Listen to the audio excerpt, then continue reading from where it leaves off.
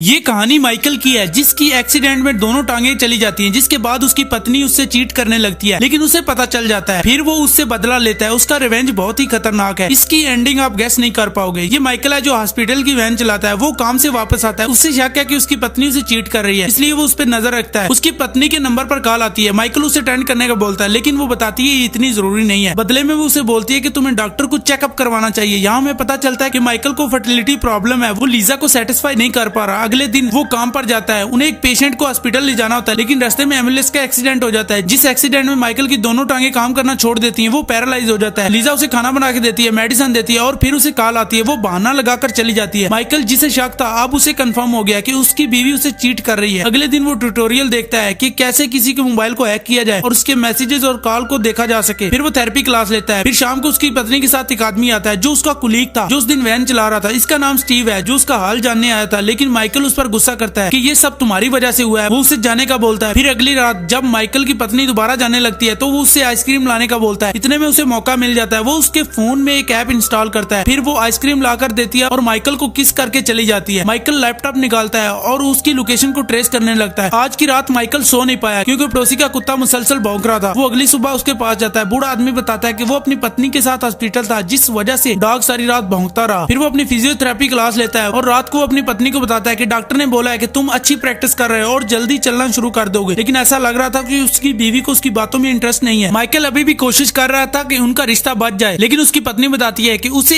एक और इंटर्नशिप की ऑफर आई है, जहां उसे रात को ड्यूटी करनी होगी। माइकल इसका कुछ भी जवाब नहीं देता। फिर रात को जब वो सोता है तो उसे दर्द होने लगता है। उसके पास मेडिसिन नहीं होती। वो अपनी पत्नी को कॉल करता है मेडिसिन पूछने के लिए, लेकिन उसका नंबर बंद जा रहा होता है। फिर अगली सुबह वो गोश्त के टुकड़े के अंदर सुइयां लगा रहा होता है और चुपके से पड़ोसी के कुत्ते को बुलाता है और उसे डाल देता है, जिसके बाद उसकी भी मौत हो जाती है। फिर वो अपनी पत्नी की बातें सुनने लगता है क्योंकि उसने उसका फोन हैक कर रखा होता है। उसकी पत्नी अपने बॉयफ्रेंड को बताती है कि उसका पति उसके लिए बोझ बन गया है। उसका बॉयफ्रेंड बताता है कि तुम्हें उसे अब छोड़ देना चाहिए, तुम उससे अच्छा डिजर्व करती हो। फिर रात को जब उसकी पत्नी घर आती है, माइकल ने अच्छा खाना बनाया होता है। ये देखकर वो सरप्राइज हो जाती है। खाना खाने के बाद वो उससे सॉरी बोलता है और थैंक्स भी बोलता है इतने दिनों तक उसका ख्याल रखने के लिए, और साथ ये भी प्रॉमिस करता है कि वो जल्दी ठीक हो जाएगा और बताता है कि उसने डॉक्टर से भी बात करी है, उसकी फर्टिलिटी प्रॉब्लम भी जल्दी ठीक हो जाएगी। माइकल अभी भी रिलेशन को बचाने के चक्कर में था। फिर माइकल शावर लेने जाता है, तभी उसके नंबर पर मैसेज आता है जिसकी ट्यून लैपटॉप से भी आ रही होती है। वो जाकर देखती है। जब वो लैपटॉप ओपन करती है तो वो सरप्राइज रह जाती है क्योंकि उसके मोबाइल की स्क्रीन लैपटॉप पे भी आ रही होती है। उसे पता चल गया कि माइकल उस पर नजर रखे हुए है। वो जल्दी से कपड़े पैक करती है और चली जाती है। जब माइकल बाहर आता है, वो देखता है कि लीजा जा चुकी है क्योंकि उसे पता चल गया था माइकल ने उस पर नजर रखी हुई थी। फिर कुछ हफ्तों बाद उसका पड़ोसी उससे नजर आता है, जो उसे बताता है कि उसकी बीवी और उसका डॉग दोनों मारे गए। अब वो अकेला रहता है। माइकल भी अकेला है। वो अकेला ही न्यू ईयर को सेलिब्रेट कर रहा होता है, लेकिन आज फिर उसे लीजा की याद आती है, इसलिए वो बेचैन हो जाता है। वो टैक्सी करवाता है और लीजा को ढूंढने निकल जाता है। उससे बहुत बड़ा सरप्राइज उस वक्त मिलता है जब उसे पता चलता है कि उसकी बीवी